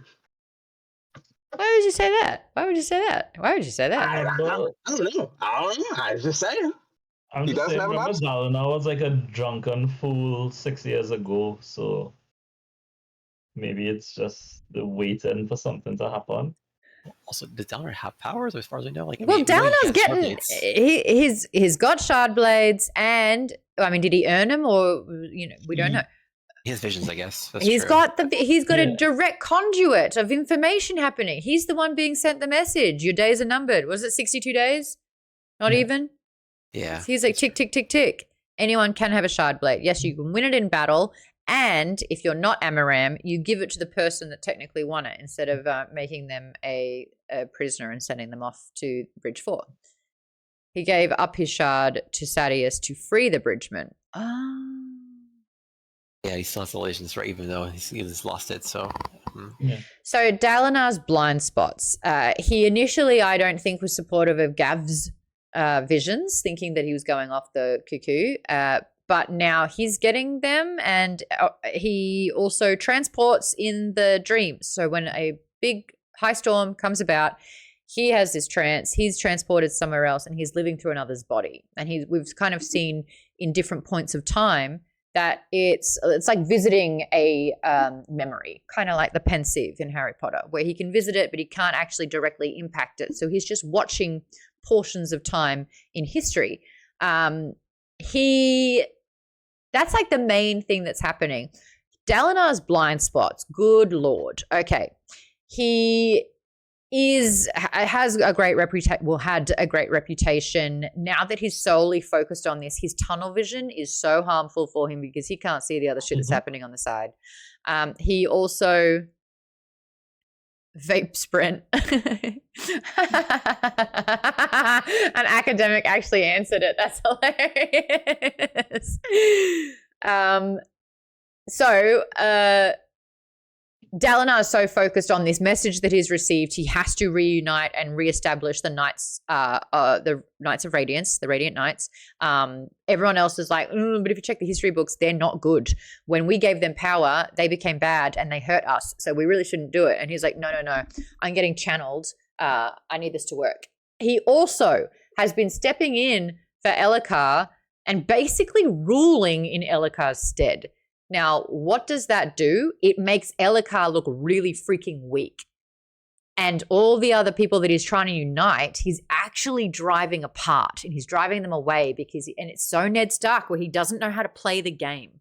And he's like, well, they were soldiers and they're supposed to be working for me, so I should just kind of treat them like soldiers and tell them to run for 50 laps if they don't do what I say. And he's not understanding the political intricacies of how this should actually work by undermining Elhokar like that. Now, is he a good leader? No. Does he need all the help he can get? Absolutely. Is he paranoid? Yes. What's in the mirror? What's haunting him in the mirror? He keeps saying, I just want someone to figure out who the men are in the mirror. Is it men? The things. He's seeing monsters in the mirror. So he's got this level of paranoia. Now, did someone try to cut the strap in book 1? Yeah. Is someone trying to cut with a shard blade the balcony for him to fall? Yes. Someone is actively threatening his life in these situations, but it's such a shoddy, unthought out plan that's probably not supposed to work, but it's also not supposed to catch whoever's doing it. So his paranoia is valid, but Dalinar is course correcting and overstepping to the point where it's actually hurting leadership and structure. And then Adolin took a long time to even support his dad. They're not really a unified force. People don't really respect Renarin because he's not a warrior. There's a lot of things that just the ducks aren't in a row. And this is a House of Cards situation now, and one thing has to tumble. And Sadeas is a dealer of cards. Sadeas is right there. He just needs to flick that certain little one and it all comes crashing down. And I think Amaram is in a position to, I think, now that he's got or always has had Dalinar's trust, he's going to, I think, be in a position where he can pull the thread and unravel it all. Now, because Kaladin is very loyal to Dalinar, Kaladin's got his own shit that he needs to figure out. He has such a prejudice against Light Eyes because he has been beaten down by them. The distrust that he has over Amaram's decision to take the Shard Blade from him, which he won in battle, to then dismiss him and leave him to not rot, but to keep him alive. Now, what's really interesting about that? Kaladin saved Amaram's life. And the only reason why Amaram didn't kill him on the spot was because, a life for a life paid the life debt. How little of a threat does he feel Kaladin can be if he can talk? Because that's what's happening now, right? Kaladin is now finally confessing to Dalinar, whose trust has been earned, saying, Amaram did this to me. This is my story, and this is what happened. And Dalinar goes, I don't know, I've never had a bad experience with him. Like, I'll have a chat with him about it. And Kaladin's like, are you fucking kidding? Now you're going to talk to him, so it's his word versus my word, and you're going to believe him when he inevitably lies, because at the end of the day, I'm still a Dark Eyes, and his truth is always going to supersede my truth. This is why I shouldn't trust Light Eyes. This is why the system's rigged. This is why... But like at the same time, Kaladin didn't really have an accurate understanding of what's to happen after that conversation. Kaladin expected immediate revenge, expected Amaram to be summoned and then put on trial immediately and executed in front of everyone, because Kaladin's been harboring this resentment for a very, very long time. So Kaladin and Dalinar are teamed up. Is that going to be enough? This is going to be interesting. What do you guys think is going to happen with Kaladin and Dalinar? Fucking hell, these names. Kate says, can you blame him? Honestly, all the Light Eyes, the men, suck. But even Dalinar, the best of them, is naive to the point of madness about what he's surrounded about. That's exactly it. Who would trust a Dark Eyes slaves over the honorable Amaram? Exactly, Akaris. Kaladananariavian. Exactly. Well, I mean, he also recognized that Adolin seemed to be noble. Like he's trying to reject the fact that Bright Eyes could be noble, right? Yeah, he's got such resentment for Adolin. Spoiled brat, any chance that he gets. You would think that he would take more time with Renarin, since that's Kaladin's. Jesus Christ, I'm gonna have an aneurysm. That's Kaladin's DNA of like, you seem broken, I can fix you, I can help you, I can make sure that you survive in this world that's unfair to everyone. But yeah, he and Adolin barely tolerate each other, and it's because like Kaladin's not falling in line across the board. He's not seeing a hierarchy. He's like, I work for him. I don't care that you're his son. I work for him. Therefore, you are not someone that I pass command through. I acknowledge him directly. Refuses to call him Bright Eyes. Was it Bright Eyes? Only calls him Sir, because he's like, well, that's what you are to me. So he's finding little ways to sort of rebel and rebuke a system that he doesn't trust and doesn't like. I kind of ship them. This is Dalinar and Kaladin. This is going to blow up. And Kaladin. Yeah. Oh, Kaladin and Adolin have a rivals to lovers kind of thing going. Ooh, he straight up called Adolin during the horse thing. He straight up called him Adolin. Oh, yeah, without brightness or Bright Lord, yeah. They have a riders to lovers thing. KP Dubs, what's Moash's game? He wants all the Light Eyes gone. He likes to remind Kaladin that eventually this is the goal. And he keeps disappearing. Where does Moash go? He disappeared the night of the porch falling, the balcony falling. Does Moash have a shard blade we're not aware of? I mean, how could he have? Well, I don't know if he could have one. Maybe he can borrow one, maybe, because we know they can be lent out. So I don't see how he have one, but maybe it's possible he's getting one to do his whatever he's doing, if he is this person involved with this situation. Kate thinks it's a red herring. JM says he doesn't want Light Eyes gone necessarily, but he pretty much wants to switch the roles of Light Eyes and Dark Eyes. I wonder. I started thinking because like Moash is just like I hate Sadius. I wonder if Moash is working for his wife as a spy. Academic, you gave me 5 different facial expressions, and one of them makes me think I was right. The other one makes me think I'm way off, but then you did another thing that I'm not sure anymore. All right, this is like I got this. Ready? Let's play Pokemon. I got everything. You can't hide or summon a borrowed shard blade. No, you have to bond with it again. You need time to bond with it, but you have to earn the shard blade. Well, let's have it, but you can borrow it. People borrow it to do the duels and to do training. Means training specifically, but yeah. The king can lend it out. He lends it to people for practice because he wants them to be ready if they earn their own shard blades. Mm-hmm. Well, yeah. You go, Academic. It's just mechanically feasible is to lend out a shard blade, so it doesn't have to be Moash's. And at the moment, Dalinar's got this idea of sending out Adolin to challenge and duel everyone, and that's how they're going to create and to earn shard blades and shard armor. So they're going to build their own sort of weaponry to try and weaken sort of all those standing up to him in a way. But Navia, what's her name?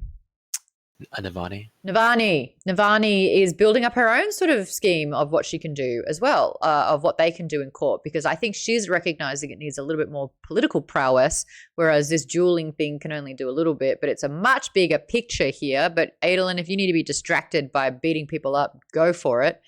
What do you think, Navani? Oh, we know what Navani wants. Yeah, she wants a ring. She wants that ring on the finger. I think it would be tough for Moash to walk into the king's chambers holding a shard blade, says Pianki.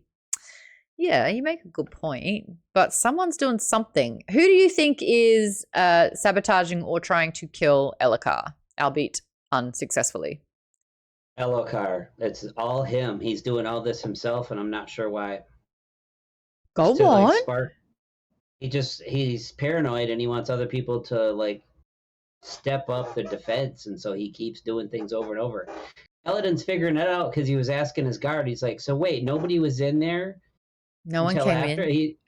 He's like, the storm would have knocked this railing down, so they'd had to be cut after the storm, which was a very limited amount of time. I think the king might have been the only person on that balcony in between that time, and he cut it himself and then fell off and was like, I'm falling, just to get all their attention. I don't know why. But that's if Agatha Christie was writing this, yeah, I kind of feel that. We're dealing with magic, though. We're dealing with the ability, and can you plane walk, like shift walk or whatever it is, teleport-ish, using the Shadesmar? Can you go from A to B by dipping into the Shadesmar and going out somewhere else? Who is writing the message on the wall? Because Dalinar's in that room. He fell asleep for a second and then boom, the writing's on the wall. Who's doing that? Who's putting glyphs up on the wall? These are not rhetorical.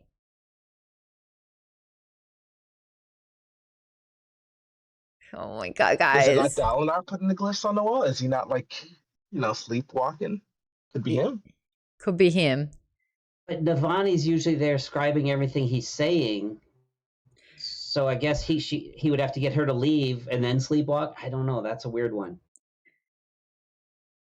Wow, Cardouche, hi there, on TikTok says, I just finished the first in this series and started this one today. I don't want to get too many spoilers, but hopefully I can join in the future.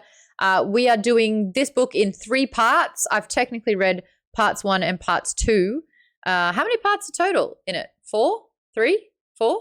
5 typically, I think. Okay, just to be clear, the book has parts, But our Twitch streams have different parts that are completely unrelated to the book parts. Oh my god, it sounds like Brendan Sanderson came up with this idea. So if you wanted to catch up, person on TikTok, read through chapter 58 by next Thursday. Read to chapter 58 by next Thursday. Lot of homework. Which is the end of part 3. Oh, I've only got to read no part one 3? That's great. That's great. Okay. Maybe I can pay full attention this time. I can't. You just can't. Your mind can't wander a little bit with this book. It's a little sad because the best interlude happens right after that we get finished. It's also a long one though. That's why I split it off to the next part. That's reasonable. That's reasonable. Oh, Kate seems to think that maybe that Dalinar does have a spren that's doing that, but he hasn't met it yet. And Vanessa says, I love that theory because he had to vow something that he can't remember. Dalinar does have a spren. It's got to be an honor spren. Those two have the biggest honor boners ever. Lies and truth. Patton came to Shallan because of that. Dalinar can have the same sort of thing maybe. He's reliving all of this stuff in his dreams. Maybe it's reincarnation and he actually was there. See, KP Dubs, this is the kind of think outside the box I'm looking for, where it's like it wasn't Colonel Mustard in the library with the wrench because it was the magic doing the bonkers thing. Anna, I don't even know her. You can't do that in your accent, can you? Does it still work?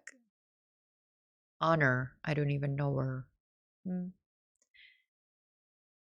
The Spren, where is this comment? The Spren in his wife, who he can't remember. I totally forgot about that, Nick. Let's rehash that. He went to, a witch or someone who could literally... A night watcher. Night watcher, who can delete someone's existence from your memory, and he decided to delete his wife's memory. Guys, that also happened in Onyx Storm. Did Rebecca Yaros just feel like, I've got the smut down, but what is good world building? Let me just do a big deep dive into Brandon Sanderson and pick and choose a few things. That's great. I mean, to be fair, it's also pretty common and trope in like other fantasy stuff, like the Hag and stuff like that they can remove memories and other. I might write a book about removing memories. No, it's too complicated for me. The characters will be amazing. The plot, we will not have spreadsheets. The book that my brother is writing, he has tables and tables and pages and tabs of spreadsheets. Even the map is technically a spreadsheet. It's good he's organized. That's that left side of the brain just taking the wheel, you know? So when is Dalinar going to have sex with a dragon? Who had sex with a dragon in Fourth Wing? Who fucked a dragon in Fourth Wing? I would remember that. The dragon did, right? Yeah, but that's off page. That's why I didn't read it. Kate, no one does that. No one bonks a dragon. I think Jimmy wanted the dragons to bonk. But that's when Ashone uncovers the dragon form. Oh. Benley's the scientist of the Celeste listener, so it's Benley who's going to uncover the dragon form. Kate, we are not. The shade of my skin has definitely deepened. We are not having that conversation on this stream, but I don't understand that genre.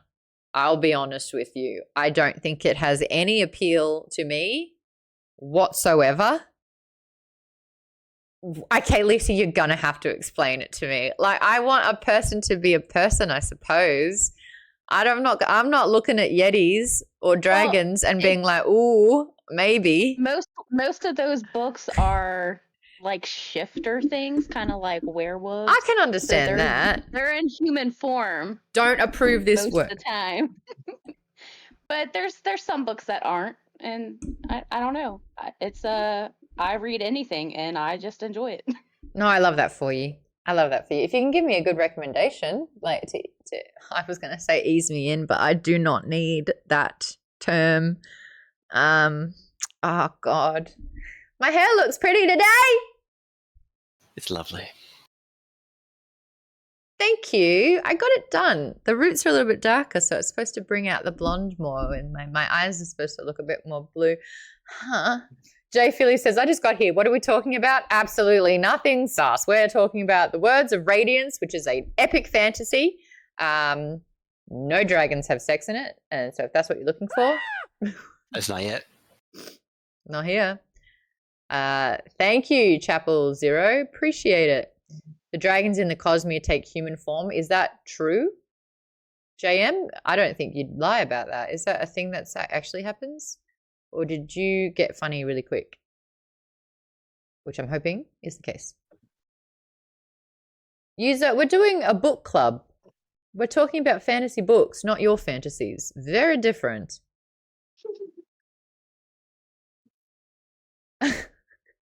Jay Plays, the way to out me on TikTok. It's just got here. What are we talking about as Jay Philly? Jay Plays says, the Maud Garrett is talking about fantasy interspecies coitus. What is there not to get? God damn it. Is that time yet? Can we end the show?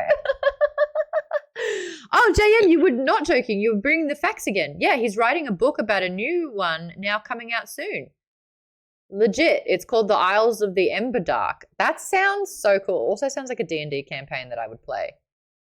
What's an Emberdark? The light and the shadow. The truth and the lies. We're going to read part 3 and reconvene Thursday next week between 5 and 7 p.m. PT. Hey, guess what, TikTok? If you are watching, we have a Discord. It's Maud's Book Club Discord where we talk about books all the time. It's mainly sci-fi fantasy, but if you want a recommendation of a new genre, Lisa might have one for you, which is really exciting around here. Just head to discord.gg/Maud Garrett, 2 R's, 2 T's in Garrett. Join the Discord. It's a lot of fun. And you'll also find out what books we're going to be covering because we've already announced April, May, and June books. And if you want to get in on the show and have a conversation like the members are, we're all hanging out in a video Discord. That's a perk on patreon.com/Maud's Book Club. Check out those as well. I think we hit all the questions. I'm sus on Moash. I don't know what's in the mirror.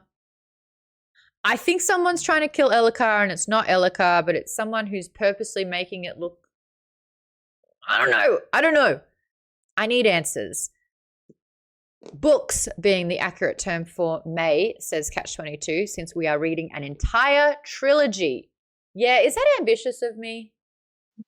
Yeah, but What I think we can trilogy do is it. it? A little bit. What was I thinking? Do we just do 1 and 2 and then everyone can read the third in their own time? No, we do the whole trilogy. If we can It's read a basically the same 5 length as million this book. page Sanderson book, we can read a Thrawn trilogy. Yeah, it's the same Okay. amount of pages as this book by itself, so it's about the same. You mean a little bit less? It's Shut probably less. Most Ah. likely less. It's probably less. Shut up. So we're going to And be it's covering probably more fun. a whole book, I don't know about that. a whole book over that time. Oh my God, this is just ridiculous, isn't it? Yes. But we're doing the most recent Thrawn trilogy, which I believe is called the Thrawn Ascendancy, which I've not read. Star Trek. Star Wars. Oh,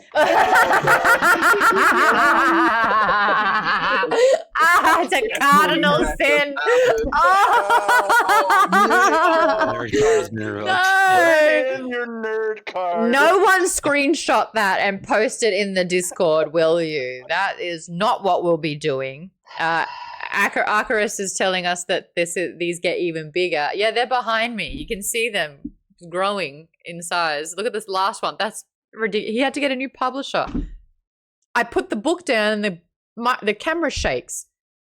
It's ridiculous. Bruce Straw's coming in from Sydney, Australia. Good to see you, Bruce. If you haven't followed on TikTok, make sure you do that. I'm going to try and do some more streams. Just try not to say some horrible shit in the comments because I will delete you and I will forget you ever existed. It's one of my superpowers. If you want to not miss streams, head over to twitch.tv/Maud Garrett because I'm doing this on Twitch first and foremost. We're on Discord. I have a Patreon. I just want to talk books. I just want to talk books. That's all. Sci-fi fantasy books. That's my wheelhouse. And that's what Maud's Book Club's all about. That's the 2-hour mark. I will see everyone on Thursday. Read part 3 and the end of part 2 if you haven't already. Who has not at all read to the end of part 2? Not once, not ever. Okay, Tim, you don't count. Vaden, can you? I stopped at chapter 30 like we were supposed to. You did? Okay, cool. Can you guys just zip out? I'm about to spoil. I'm about to spoil. I don't care. I'll mute. Kate, it's your first time going through the book. I'm about to spoil something that happens in a later chapter after chapter 30, but before the end of part 2. Making sure, Vaden, you can't hear me, and Darian, you can't hear me. No. Okay. Got it? Muted? Yeah. Mute me. Oh my God, the showdown that happens in the castle. And Elhokar, I thought it was for him, but he's really trying to kill Dalinar at the moment. And it's so cool. I love the way that... I know. How fucking cool is that? That's all I want to talk about. Because I was like, this book is slow. What is happening? It's not slow. There is a lot happening. These action sequences are what I live for. It is so good. When that showdown happens, I can hear the background music that is playing. It is like, it is just on. And you know he's running up the wall. He's pulling him, dropping him from the ceiling, which is so fucking cool. But the fact that like Elhokar's like, oh my God, they're after me. When he's literally like, no, I'm not. I'm after you. Ah! So cool. Dalinar like, but the thing, yeah. But then like Calanan like falling off the balcony, but doesn't at all. I think Vaden's watching me on mute and he's just like, what is she talking about? And I'm doing it on purpose. Brought to you by 3 cups of coffee. That chapter is like, those moments are my favorite. That chapter was so good. Okay, we're good now. We're good. I'm done. You're so back. I'm done. Oh, wow. Unmute. Right, though, that was a crazy typo in chapter 33, Maya. I know. I just be aware of the typo because it threw me off for a bit and I just can't believe it got through There's publishing. a typo? Yeah, I can't. But that was I would never know. Academic. That was the cover. No, he was saying that's what she was explaining was the That was the cover.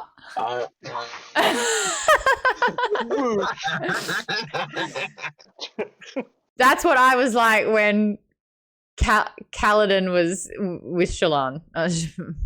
Obliv. Spoiler. Okay, everyone. Thank you so much for this. I'll see you next time. I will see you next Thursday. That's so cool. Omega's in the chat saying my cat's name is Syl. That's a great name for a cat. I like that. All right, everyone. I'm outie. Make sure you follow if you want to be a part of a sci-fi fantasy book club. Yay! Bye. You failed the check. You're not gonna raid anybody? I'm pressing end on TikTok and let's raid on What the hell? I was on earlier and Nega Oryx was streaming then. She's streaming again? 8 hours. Oh my God. She's been streaming for 8 hours. We're going to go raid her. Holy. Oops. She's gonna be signing off. Oh, she did. She just signed off. I'm glad you checked. Because, yeah, what is it? Raise your hand if you saw that coming. 8 full out. What in the world? Okay, well, let's try again, hey? Try again. Whoops. Oh, this is fun. This is a game I actually want to check out. So that Bronze Girl, I have done... Did I ever play? I have played a tabletop game once. She's a really fantastic DM in the biz. And she was on the Doctor Who Magic the Gathering thing that I did. I've got to not do it in her chat. I've got to stop. She does Desi Quest. Yes. Desi Quest is amazing, yeah.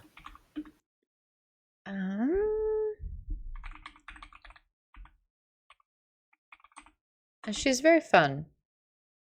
Okay, great. We'll go say hi. Keep her company. She's been streaming for 3 hours, but I think she does some long ones. So this is called Split Fiction, and apparently it sold like 2 million copies of the game quite quickly, and it's supposed to be a lot of fun. So let's go check out Split Fiction for a little bit. Bye everyone. Happy reading.